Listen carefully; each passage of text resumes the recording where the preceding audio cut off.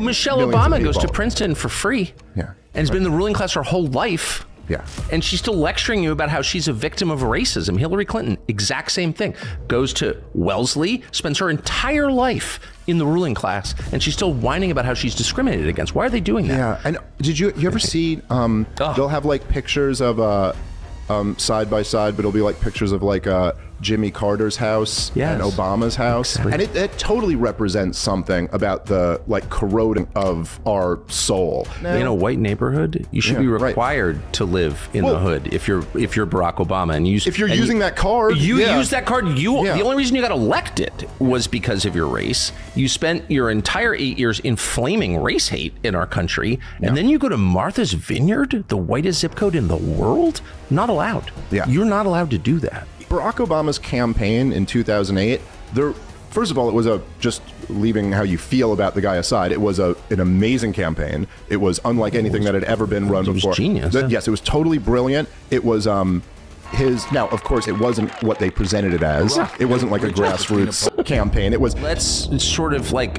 elect the black guy and get past the race stuff. I loved that. Well, especially because that was his message. That was his message. And let's get past the race stuff. I love that. Then I think essentially what happened, and it was around Obama's re-election campaign, this is where things really went off the rails in this country, was that he got in there and continued and expanded all the worst of the Bush policies. Oh, of course. And so they almost had nothing to run on, and so they decided to pivot to a culture war instead. It's a theme here. There are a lot of extremely rich people who are deeply miserable and desperate to have you believe they're victims. What is that? I mean, LeBron James living in Bel Air, he's a victim. Meghan Markle went downgraded from billionaire to multimillionaire. She's a victim. They want you to know that they're all victims. It's because they're trying to distract us. The truth is that they view us as peasants. They're trying to make it seem like, hey, when the peasants turn against us because they're actually robbing all of them, we don't want them to look at us. We want to make them think that we're one of us. They're not one of us. They're nothing like us. They don't live like us. She has nothing that goes on in her life that is similar to the average American, yet she keeps trying to use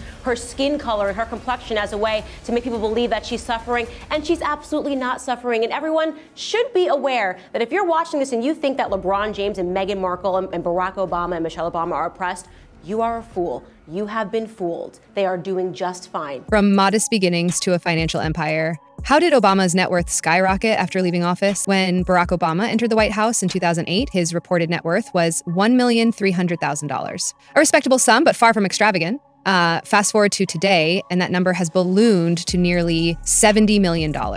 Book deals and speaking engagements are often cited as the primary sources of this wealth, but is that really the full story? Critics argue that the rapid accumulation of wealth raises questions about how public service can lead to such financial success. With multiple luxury properties and a foundation raking in millions, Obama's post-presidency fortune has become a topic of heated debate. Is this just smart business, or does it reveal something deeper about the intersection of politics and personal gain? But book deals and speeches only scratch the surface. Let's talk about charitable foundations, philanthropy, or financial loophole. The truth about charitable foundations. Charitable foundations have long been a favorite tool for the wealthy, offering massive tax breaks while shielding assets from scrutiny. The Obama Foundation is no exception. While it presents itself as a beacon of hope and progress, critics argue that these organizations often serve as vehicles for accumulating tax-free wealth. Foundations like these operate with minimal accountability, allowing money to flow in ways that remain largely hidden from public view. Joe Rogan's guest pointed out how these entities are often used to maintain influence and consolidate power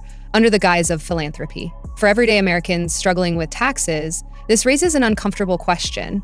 Are these foundations really about charity, or are they just another way for elites to game the system? And while their foundations grow, so does their real estate portfolio. Do rising sea levels matter when you own beachfront mansions? The Obamas have made headlines for their luxury real estate purchases, including a $12 million waterfront mansion in Martha's Vineyard and a sprawling Hawaiian compound. These acquisitions have sparked accusations of hypocrisy, especially given their vocal advocacy for climate change policies. Critics have questioned how someone who warns about rising sea levels can justify investing millions in waterfront property. The contrast between their rhetoric and their actions has fueled skepticism about whether climate change warnings are more about politics than genuine concern. For many, it's hard to reconcile private jets and luxury estates with calls for reducing carbon footprints. But real estate isn't the only way politicians build wealth. Let's talk about insider trading, Why do politicians always seem to pick winning stocks? Insider trading might be illegal for ordinary citizens, but in Washington, D.C., it seems like business as usual. Politicians have access to information that can influence stock prices long before the public knows what's happening. The guest on Joe Rogan's show highlighted how lawmakers use this knowledge to make investments that yield massive returns while passing legislation that benefits their special interest allies. This cycle ensures that those at the top never lose. Even as everyday Americans struggle with inflation and economic uncertainty, it's a system that rewards those in power while leaving everyone else behind. And it's no wonder people are starting to question how much wealth politicians should be allowed to accumulate during their time in office. And speaking of political wealth, let's take a closer look at the Clintons. From public servants to multimillionaires, how did the Clintons amass their fortune? Bill and Hillary Clinton have spent most of their careers as public servants, yet their combined net worth now exceeds $100 million. Critics argue that their wealth is a glaring example of how political positions can be leveraged for personal gain. From lucrative book deals to high-paying speaking engagements, the Clintons have turned their time in office into a financial. Their charity organization, the Clinton Foundation, has also faced scrutiny over its finances and alleged pay-to-play schemes involving foreign donors. While supporters defend their success as a result of hard work and influence, skeptics see it as another example of how politics has become a pathway to immense personal wealth. But how do politicians deflect criticism? Let's talk about identity politics. They may preach sacrifice but never seem to make any themselves. One of the most effective tools politicians use to deflect criticism is identity politics. By positioning themselves as relatable figures who understand the struggles of ordinary Americans, they create a shield against scrutiny over their wealth and actions. Barack Obama's ability to connect with voters on issues like healthcare and social justice made him one of the most popular presidents in modern history. But critics argue that his post-presidency lifestyle tells a different story. While advocating for equality and sacrifice, many elites consolidate power and wealth behind closed doors, leaving voters wondering if their leaders truly practice what they preach. And sometimes even personal stories are used to shape public perception. Just ask Michelle Obama. Is Michelle Obama's fear for her daughter's safety genuine or part of a larger narrative? Michelle Obama recently spoke out about her fears for her daughter's safety when driving alone, a sentiment many parents can relate to. However, critics argue that these statements are part of a broader strategy to humanize political figures while deflecting attention from controversies surrounding their wealth and privilege. While her concerns are valid and resonate with many Americans, they also highlight the stark contrast between her family's reality and that of everyday citizens who face systemic challenges without access to security or resources. And speaking of contrasts, let's revisit those.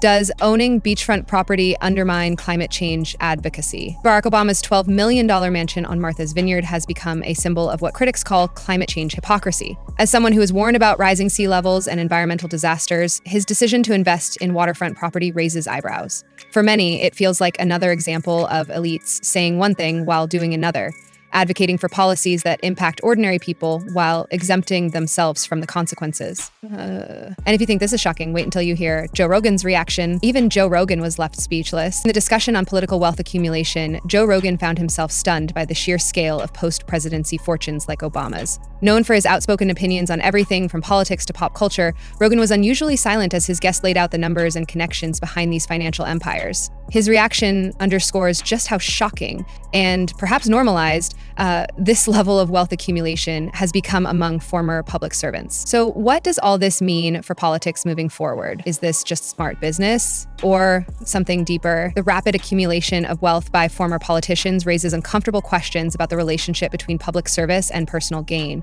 While some argue that book deals and speaking engagements are legitimate ways to earn money after leaving office, others see it as evidence of systemic issues within politics itself. Are these financial empires simply examples of smart business practices, or do they reveal deeper problems with accountability and transparency in governance? As voters continue to grapple with these questions, one thing is clear.